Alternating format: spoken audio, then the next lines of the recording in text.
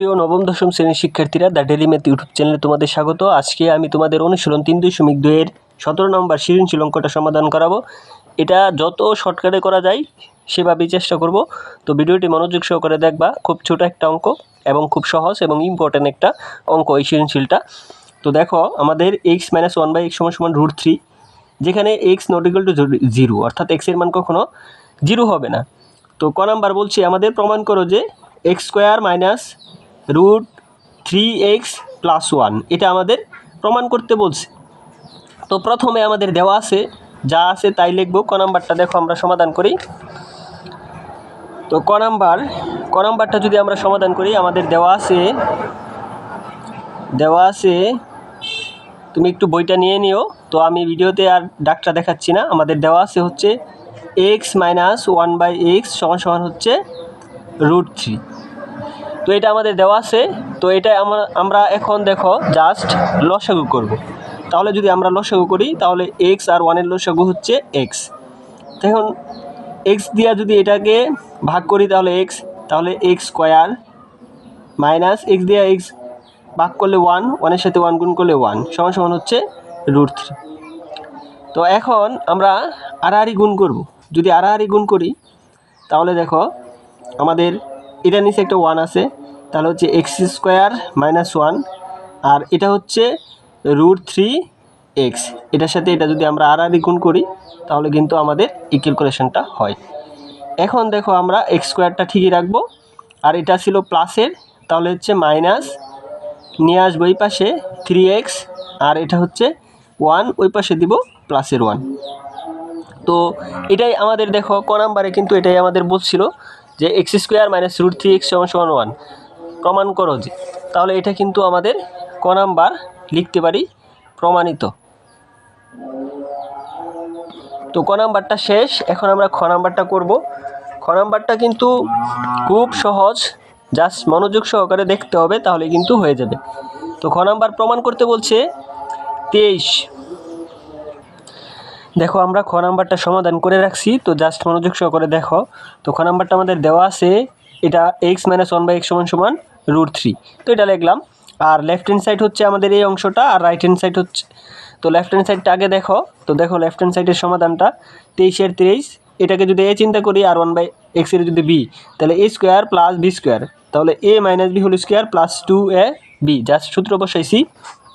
এখন দেখো 23, x - 1/x এর মান হচ্ছে √3 বসালাম, তার উপরে স্কোয়ার, তারপরে প্লাসের প্লাস 2 এর 2, এই এক্সে কাটা। এখন দেখো 23 এর 23, এখানে রুটে বর্গে কাটা থাকে 3, প্লাসের প্লাস 2 এর 2, আর 23 এর 23, 3 আর 2 যোগ করলে হচ্ছে 5, এবং 23 এবং 5 যদি আমরা গুণ করি তাহলে হচ্ছে 115। তো এই ছিল আমাদের লেফট হ্যান্ড সাইডের অংশ। আর এখানে একটা বিষয়, x² + 1/x² এর মান কিন্তু আমাদের 5 আসছে, অর্থাৎ এই অংশের রেজাল্টটা কিন্তু 5 আমরা লিখতে পারি। তো পরবর্তীতে দেখো আমাদের রাইট হ্যান্ড সাইডে এখানে দেখো 5 × x⁴ + 1/x⁴। এখন এটা আমরা সূত্রত নেওয়ার জন্য একটু ভাঙছি। প্রথমে 5 এর 5, আর এটাকে স্কোয়ার, ভিতরে স্কোয়ার বাইরের স্কোয়ার, এটাও ভিতরে স্কোয়ার বাইরের স্কোয়ার দিয়ে ভাঙছি। তো তারপর 5, এখানে দেখো a² + b², সূত্র হচ্ছে a + b² - 2ab, এই সূত্রটা লিখছি। তারপরে 5 এর 5, এইটার মান কিন্তু আমরা এই লেফট হ্যান্ড সাইড থেকে এখানে বলে দিতে পারো, লেফট হ্যান্ড সাইড থেকে x² + 1/x² = হচ্ছে 5, এটা আমরা পাইছি। এই জন্য এটার মানটা আমরা এখানে বসায় দিছি। তারপরে স্কোয়ারের স্কোয়ার, মাইনাসের মাইনাস, 2 এর 2, এই এক্সে কাটা। তারপর দেখো এখানে 5 দুইবার গুণ করলে 25 - 2, আর 25 থেকে 2 বাদ দিলে হচ্ছে 23, আর হচ্ছে 5 × 23 হচ্ছে 115। তো এই ছিল আমাদের সমাধান। এটা আমাদের প্রমাণ করতে বলছিল। তো এখানে তুমি দেখতে পারো PROVED প্রুফ। তো আশা করি খ নাম্বার অঙ্কটাও বুঝতে পারছো। তো এখন আমরা ছোটো ক নাম্বার অঙ্কটা সমাধান করব।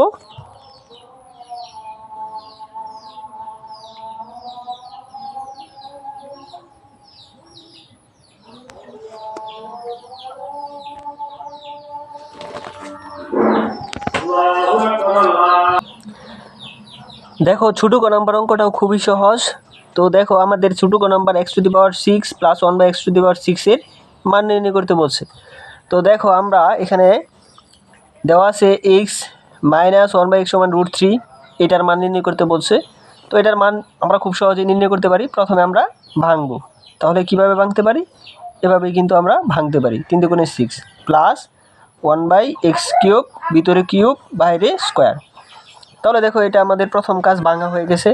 এখন এটাকে যদি আমরা চিন্তা করি তাহলে a² প্লাস এটাকে যদি b চিন্তা করি তাহলে b²।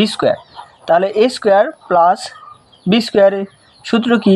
a - b whole cube, না, a² প্লাস b² এর সূত্র হচ্ছে a - b whole square plus 2ab।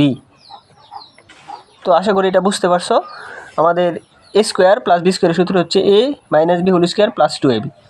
এখন দেখো আমরা এই x - 1/x এটারে ab ধরবো, তাহলে a³ - b³ a³ - b³ এর সূত্র হচ্ছে আমাদের a - b whole cube plus 3ab into a - b। তো a³ - b³ a - b whole cube plus 3ab into a - b। আর উপরে যে স্কোয়ারটা ছিল সেই স্কোয়ারটা আমরা দিয়ে দিব। আর প্লাসের প্লাস এটা কাটা থাকবে কত? 2। তো আশা করি এই পর্যন্ত বুঝতে পারছো। তো দেখো এখন আমরা মানটা বসাই দেবো। x - 1/x এর মান হচ্ছে √3, তার উপরে আছে কিউব, তাহলে আমরা কিউব দিয়ে দিলাম। তারপরে প্লাসের প্লাস, এই জায়গার মধ্যে x এ কাটা, তাহলে 3। আর x - 1/x এর মান হচ্ছে আমাদের √3 বসাই দিলাম। তারপরে হচ্ছে প্লাস 2, এই 2। তো আশা করি এইটুকু বুঝতে পারছো। তো এখন দেখো √3 যদি আমরা 3 বার গুণ করি তাহলে হচ্ছে 3√3।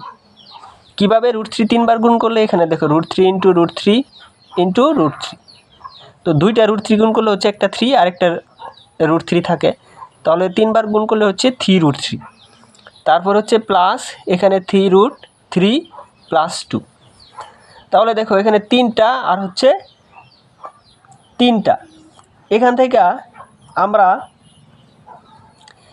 এই উপরে যে স্কোয়ারটা আছে এই স্কোয়ারটা কিন্তু আমরা দেই নাই। দেখো এখানে x এর মানটা বসাইছি √3 প্লাস 3, তারপরে 3 এটা কাটা, এটার মান 3। উপরে যে স্কোয়ারটা ছিল এই স্কোয়ারটা কিন্তু আমাদের দিতে হবে, আর 2টা আলাদা থাকবে, তার মানে এটা হচ্ছে আমাদের এই স্কোয়ারটা দেওয়া লাগবে। তারপরে দেখো এখানে 3টা আর 3টা হচ্ছে 6টা √3 তার উপরে স্কোয়ার, ঠিক আছে। তারপরে হচ্ছে প্লাস 2। তো আশা করি বুঝতে পারছো।